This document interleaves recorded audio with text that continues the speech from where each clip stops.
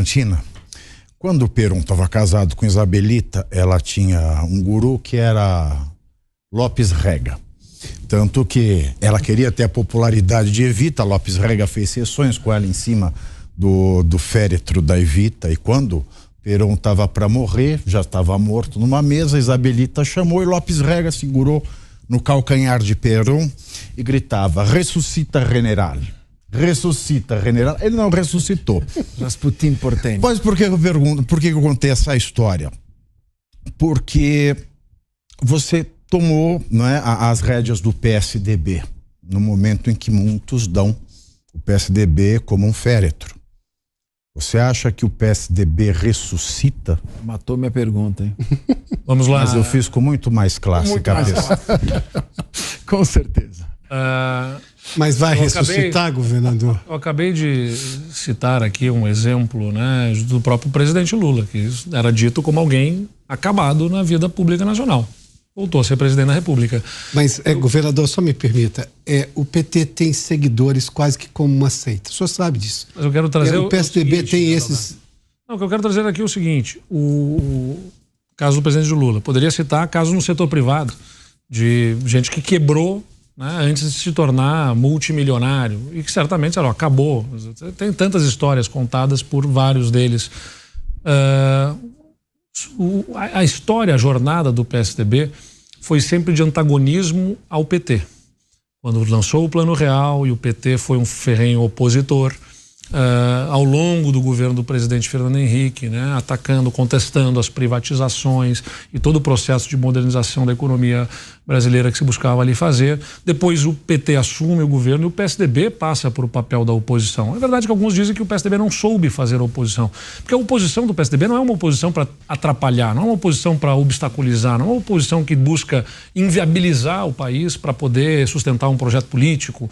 É uma oposição que busca, com argumentos, oferecer alternativas. Agora, o que acontece? Quando o Bolsonaro ocupa esse espaço de antagonista ao PT, isso gerou uma confusão dentro do partido.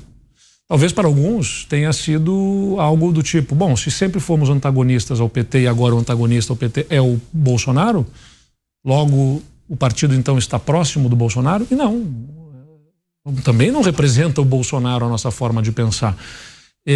O país fica dividido entre ou vai ser, como eu disse, responsável com as contas, ou vai ser sensível socialmente, ou vai enfrentar com dureza a criminalidade, ou vai fazer políticas de proteção social, de inserção, de assistência.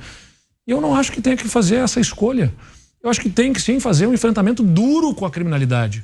Duro, não dá para dar trégua para grupos criminosos, para traficantes, para facções que tentam estabelecer um estado paralelo em algumas regiões de cidades ou de estados. A gente precisa enfrentar com dureza, com força a criminalidade. Mas a gente tem que reconhecer que, se não houver oferecimento de alternativa, de caminhos para as nossas crianças e jovens, a gente vai estar sempre alimentando esses grupos criminosos. Então tem que fazer um enfrentamento duro, mas também tem que ter ação social. E foi por isso, né, respondendo a sua pergunta, que quando passada a eleição, que foi ruim para o PSDB, perdeu o governo de São Paulo, que governou durante 28 anos, vamos falar a verdade, sempre que um grupo político chega no poder, várias vezes a gente vê a manifestação, não, isso é um projeto de 20 anos. Pô, o PSDB ficou 28, né? Então ou seja, passou muito os 20 anos aí que sempre se fala é uma estratégia de estar no poder para ter uma transformação mais profunda. E acho que fez uma transformação importante, profunda. O estado de São Paulo, vamos dizer, subiu vários degraus em relação aos outros estados brasileiros ao longo desses 28 anos do PSDB, porque soube fazer a lição de casa. Mas perdeu o estado de São Paulo, e naturalmente na política, estrutura, governo, né, com a relação que tem mais de 600 prefeitos nesse estado, que tem uma parcela expressiva da população, mais de 45 milhões de brasileiros. Tudo isso gera uma perda de espaço político. A bancada diminuiu para 13 deputados federais. Na Federação com Cidadania nós temos 18 deputados. Então é um cenário difícil. Bastante difícil, não tem como negar isso. É um cenário de crise para o partido. Sem querer cair nos chavões, as crises são também oportunidades.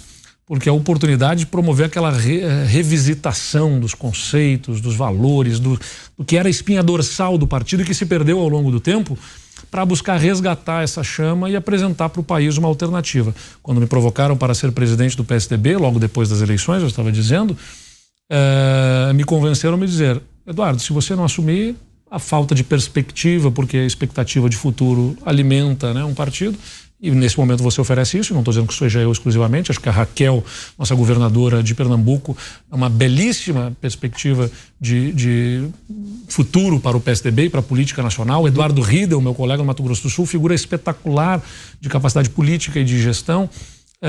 Então tem muitos outros exemplos, mas talvez por ter protagonizado as prévias, todo esse tema, isso paire um pouco mais sobre mim neste momento especificamente. Se você não assumir, aí sim o PSDB pode acabar. Eu pensei justamente, bom, se eu acabar o PSDB, onde que eu consigo ver um projeto de futuro para o país? Não que o PSDB tenha tido esse projeto ao longo dos anos mais recentes, porque acho que ficou realmente um tanto perdido, mas está no DNA do partido. Se a gente apertar as peças nos lugares certos, eu acredito que a gente consegue resgatar na nossa militância, nas nossas lideranças, esse espírito que é de liderar projeto político. O PSDB é vocacionado para executivo, especialmente, tem muito bons legisladores, mas o destaque do partido foi liderando governos, né? Onde o PSDB governou, promoveu ajustes, reformas, reorganizou a máquina e conseguiu estabelecer políticas públicas inovadoras e transformadoras da realidade. Então está no DNA do partido, a gente pode certamente resgatar. Eu acho que não será preciso ressuscitar, não precisa pegar nos calcanhares de ninguém e pedir para ressuscitar. Eu acho que é sobre ativar esse partido em direção ao futuro. Nós estamos